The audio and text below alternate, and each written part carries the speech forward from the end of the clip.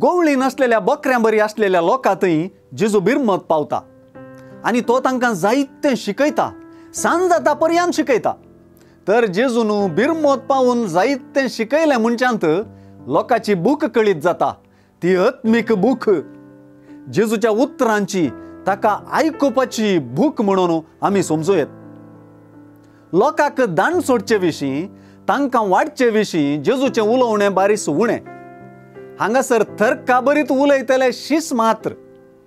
बिरमत पावतलो, मोग करतलो उणें उलयता आनी चड कार्याक देंवता. तो मोग अचर्यांक करता आनी भुकेल्ल्याक वाडता. जेजूक काळजान बगलेली बिरमत ताच्या हातांत येता.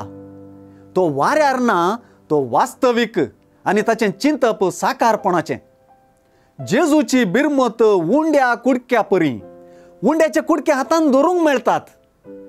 जेजूची बिरमत न्हय केवल काळजांत उरता आनी थोड्या वेळान मरता, बगर ती बिरमत हातांनी धरूंक मेळटा. ताचे हाती उंड्या कुडके गुणां करतात, वांटपाक तयार जातात.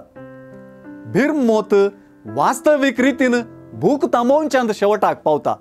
देखून हें बिरमत काळजांत आवन हाताक देंवल्लें अचर्यें. सुवार्थेंत जेजूचें खंयचेय असर्यें तें जावं, ताका उगडापणाचो अर्थ शेवट आसा. उंड्याक पळयतना उंडो दिल्ल्याक विसरचें न्हय. अचर्यें उंड्यांतच उरल्यार त्या अचर्याचो अर्थ अपार्थ जाता. उंड्याच्या गुणाकारपणांत जेजूची अचर्यां बरी चकत व्यक्त जाता.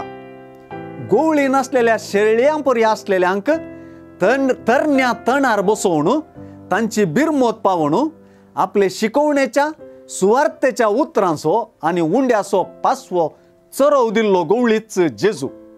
देखूनच मार्काचे सुवार्थेंत बऱ्या गोवळ्याची ओपार ना, ती ह्या अचर्यांतच मिसळून गेल्या अशें दिसता. उंड्याच्या अचर्यांतलो बिरमत पावलो जेजू आमकां एक उगडापण, एक पंत आव्हान.